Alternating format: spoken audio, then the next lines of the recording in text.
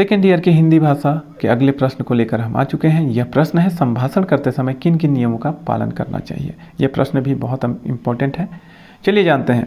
संभाषण के समय कुछ नियमों का पालन आवश्यक होता है जो कि निम्नलिखित है। पहला, जिस तरह हम अच्छी किताबों को अपने लाभ के लिए चुनते हैं उसी प्रकार समाज में एक ऐसे साथी का चुनाव करें जिससे हमें कुछ लाभ मिल सके।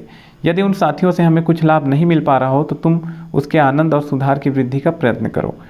यदि उन साथियों से तुम कुछ लाभ नहीं उठा सकते या उनको तुम स्वयं कुछ लाभ नहीं पहुंचा सके तो उनका साथ तुरंत छोड़ देना चाहिए। अब दूसरा है, अपने साथियों के स्वभाव का पूरा ज्ञान प्राप्त करो। यदि वे तुमसे बड़े हैं तो तुम उनसे कुछ न कुछ पूछो और वे जो कुछ कहें उसे ध्यानपूर्वक सुनो। यदि छोटे हैं तो तुम उनको कुछ लाभ पहुंचाओ। तीसरा है, जब परस्पर की बातचीत नीरस हो रही तो तुम कोई ऐसा विषय छेड़ दो जिस पर सभी कुछ न कुछ बोल सकें और जिससे सभी मनुष्यों को आनंद की प्राप्ति हो।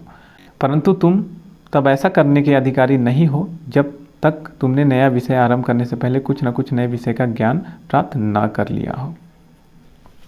चौथा है, जब कोई नई महत्वपूर्ण अथवा शिक्षाप्रद बातें कही जाए या बताई जाए तो उसे अपनी कॉपी में दर्ज कर लेनी चाहिए।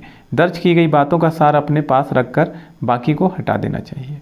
पांचवा है, दूसरों की गलतियों और दोषों को नहीं देखना चाहिए। इस बात को अच्छी तरह याद रखना चाहिए कि हम दूसरों की त्रुटियों और दोषों को जिस दृष्टि से देखते हैं जरूरी नहीं है कि वे भी उनको उसी दृष्टि से देखते होंगे।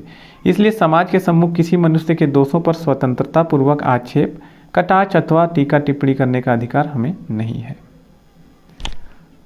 छठवां है, किसी भी बात का निर्णय जल्दबाजी में नहीं करना चाहिए। पहले उसके दोनों पक्षों को अच्छे से मनन चिंतन कर लेना चाहिए तभी निर्णय लेना चाहिए। किसी भी बात को बार बार नहीं बोलना चाहिए। अब सातवां है, यदि अहंकारी व्यक्ति आत्म प्रशंसक अथवा शेख चिल्ली मनुष्यों से कुछ काम पड़ जाए तो उनके स्वभाव को देखते हुए हमें उन्हें कुछ कड़े शब्दों में बात करके समझाना चाहिए। यदि वे ना माने तो चुप रहना ही बेहतर होगा। यदि इसका भी कुछ असर ना हो तो उनसे दूर हट जाना चाहिए क्योंकि ऐसे व्यक्ति केवल अपनी ही बातों को महत्व देते हैं। बातचीत करते समय अपनी बुद्धिमत्ता दिखाने का व्यर्थ प्रयत्न नहीं करना चाहिए। यदि तुम बुद्धिमान हो तो तुम्हारी बातों से मालूम हो सकता है। यदि तुम प्रयत्न करके हमेशा अपनी बुद्धिमानी प्रकट करना चाहोगे तो संभवतः तुम्हारी बुद्धिहीनता अधिक से अधिक प्रकट हो जाएगी। नौवां है, हमें स्वतंत्रतापूर्वक तथा सरलतापूर्वक बातचीत करना चाहिए क्योंकि सभी मनुष्य स्वतंत्र हैं। सभी को अपना अधिकार है। किसी की स्वतंत्रता में बाधा नहीं बनना चाहिए। दूसरों को स्वतंत्रता के साथ जीने, बातचीत करने में सहयोग प्रदान करना चाहिए। अमूल्य शिक्षा को कम समय में प्राप्त करने का इससे बढ़िया साधन इस संसार में और कहीं नहीं है।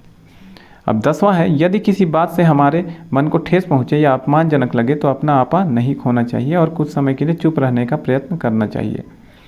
ऐसा भी हो सकता है कि जिस बात से आपके दिल को ठेस पहुंची हो वह हमारे स्वभाव के कारण हमें बुरी लग रही हो लेकिन बाकी लोगों को अच्छी लगी हो।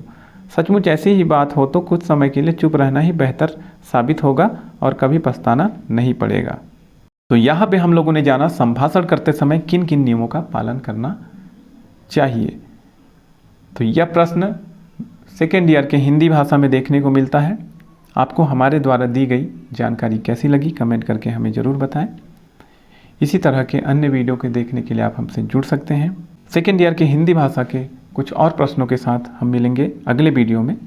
तब तक के लिए वीडियो देखने के लिए आपका धन्यवाद।